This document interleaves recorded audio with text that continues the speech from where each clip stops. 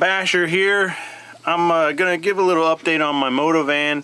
I haven't really done a summary video on just what all me and Burner did to it.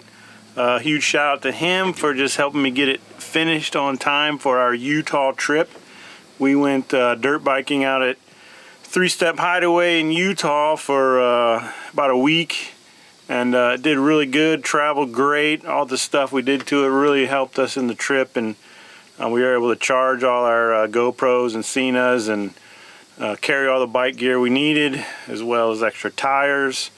I'm gearing up for some adventure camping later in the fall with Big Dog, but I'll just give you an overview of what I've done to it, and hopefully it inspires some others.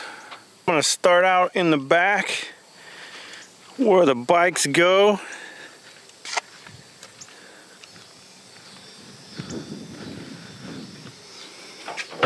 Here you can see the divider wall that we installed. We used some Unistrut to give it extra support on the top and bottom. That's 2 pieces of plywood. As you can see in my build post, you'll see how I cut it and assembled it, and we used some of the E-track from E-trailer, so you can quickly mount your bikes up.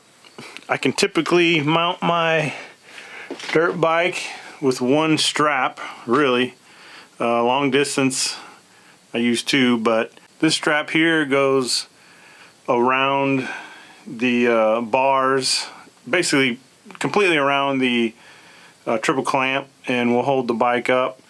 And then I will attach another one here to the forks, and that's all I need to really securely mount the bike. You can put a bike in and strap it up in a matter of a minute.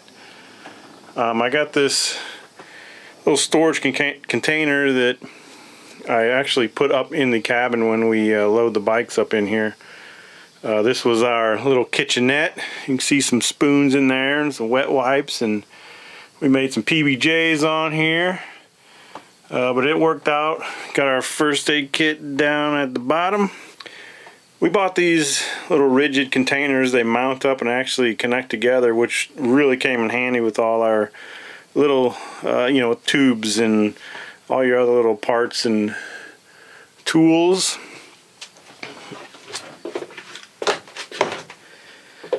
I don't know if you can see, but I added LED lighting all the way around, so when you open the door it has this really cool LED lighting. Just makes it a little extra neat. Here's a fuse box that I built myself. You can see a little bit of a mess, but it's actually all labeled real nice and neat. My buddy Adam helped me with any electrical questions and just getting all the pieces together, but I did do all the electrical myself. It was not too bad. It was if you like doing electric stuff, and it's low voltage, so you don't have to be too scared make mistakes.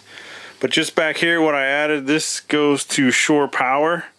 This is off the battery, so I have 2 amp USB ports, so I can charge Cenas or GoPros right in the back, and just set them up here.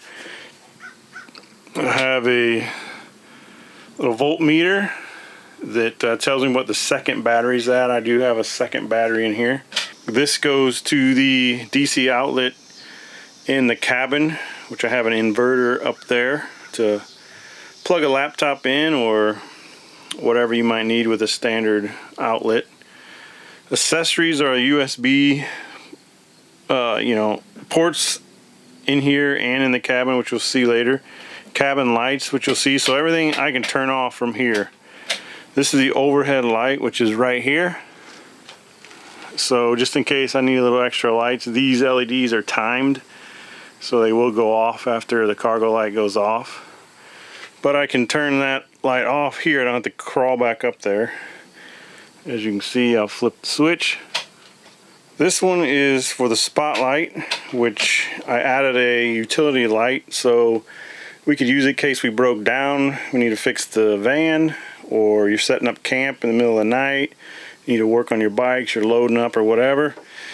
So I flipped this on, and right now I have it mounted to the rear door. Plenty of extra slack there, so it'll actually go all the way up to the front of the van. And then when I'm not using it, it goes and mounts right here. And there it is. This just tucks in here. So the wiring that feeds the cabin area, you can see, goes up this wire loom through that little wire chase and into the cabin area. I've had to bring cables through both sides for different accessories. And then you can see this wire here, the second wire goes to the second battery. And I'll show you where that goes through the floor under here. And we've sealed it off so no water is going to get through there. I did add vent holes to relieve exhaust fumes, which you will have some if you put your bike in here. That really has helped. And I'll show you what they look like from the outside. There's the vent from the outside. It really does help when you have bikes in the back. You know, it pulls the fumes out real nicely. I left the flooring in. I kind of like it because I can brush it out. I can get the blower in there. With the unistrut, I can mount whatever I need down there for just future things that I might want to come up with. I get a brainiac idea.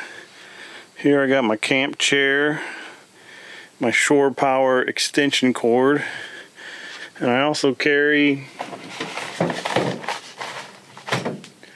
a converter, 30 amp. I carry a 30 amp to 110 just in case the campsite doesn't have the power I need. And here's shore power. So I just hook up extension cord right to that. Call it good. So a little more about my switch panel here. This fuse panel is for marine, for boats. So you can see some of the stickers kind of relate to a boat. But it's really nice because each one of these toggles is fused.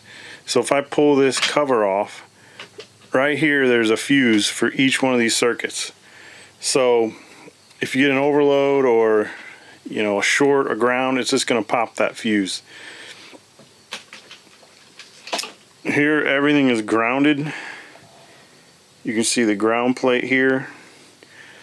And I used wire loom to protect all the wiring. Here's your main power feed coming from the battery. And then, like you can see right here, is the spotlight. So, positive, ground.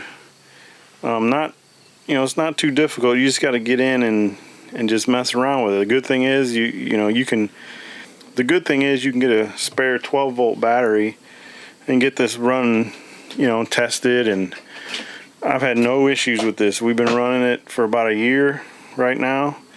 Battery's always charged. Circuits, I've not had one single issue with it. So if you've done any work on a boat or an RV, it's not much to it. So just think of your van like that. It's all 12 volt. It's not like house where you're dealing with high voltage. It's a lot of fun, get creative with it. I had these LED lights for a while. They were up around here, and I decided to add them into the build of my MotoVan. It looks great. I'll show you some footage in the dark. Now let's look at the second battery.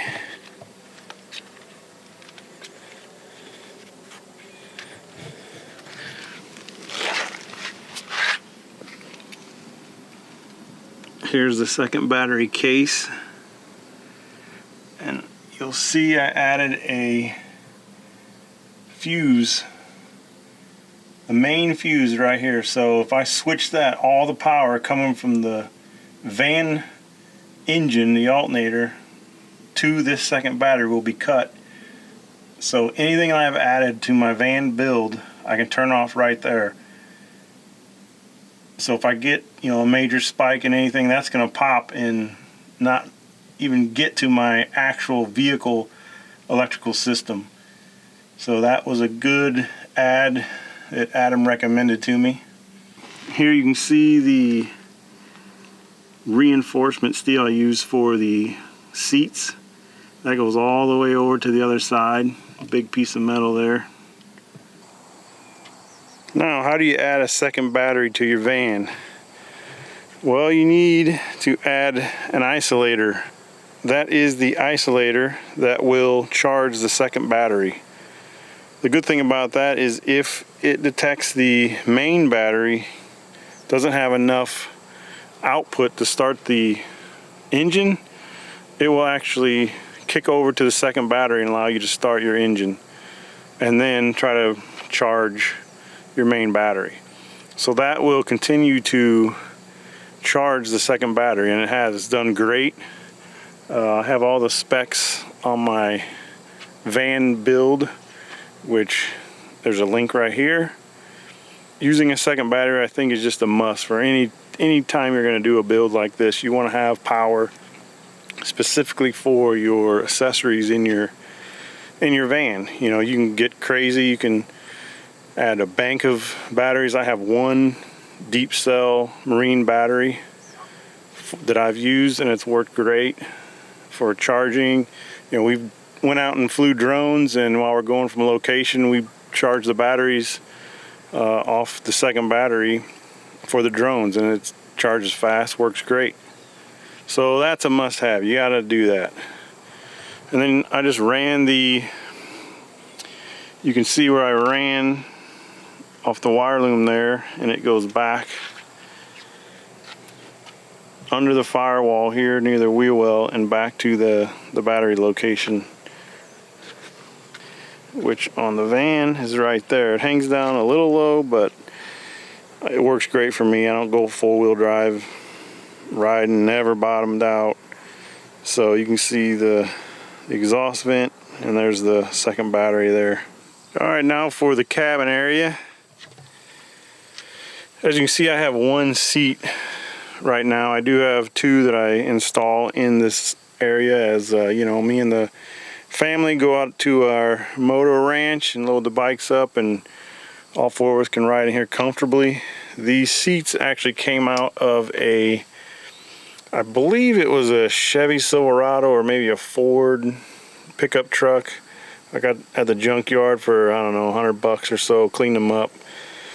Mounted them with Unistrut that goes under the floor so that I can take them out when I need to. They're super secure. They have seat belts in the seat. So when that seat comes out, that's where my sleeper bed will go. But let me just show you what we did here.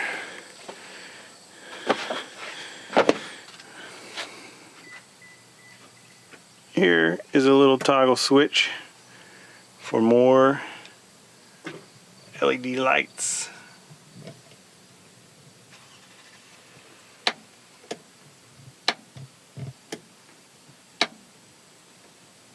It just gives a cool little lighting effect to the van at night when you're camping in here. You know, you don't want it super bright, but if you do want it bright, I've added two more LED lights here, each individually switched.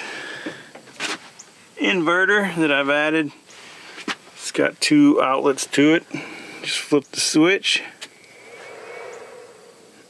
and you're off, you're plugged in, you're rolling. You can see where the wiring comes up from the floor here. I've added two more USB ports.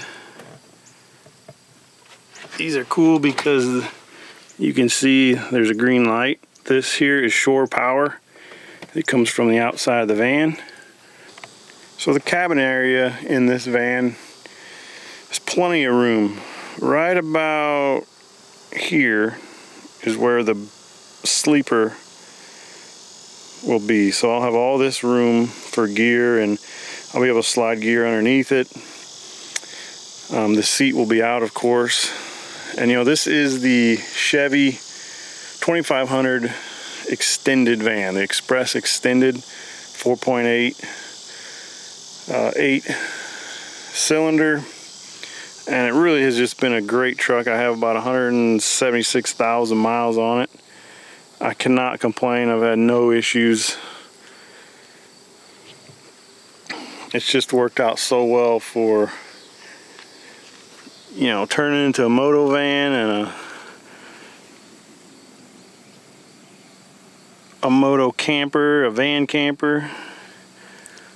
Hopefully I'll have it for years to come and just continue to make some improvements. Me and my wife, and might do little getaways on it. But yeah, that's my van so far. And just see the build thread for more specifics on how we did that and what we used. And I'll have a link there for all the parts you can look at for your build. Thanks for watching.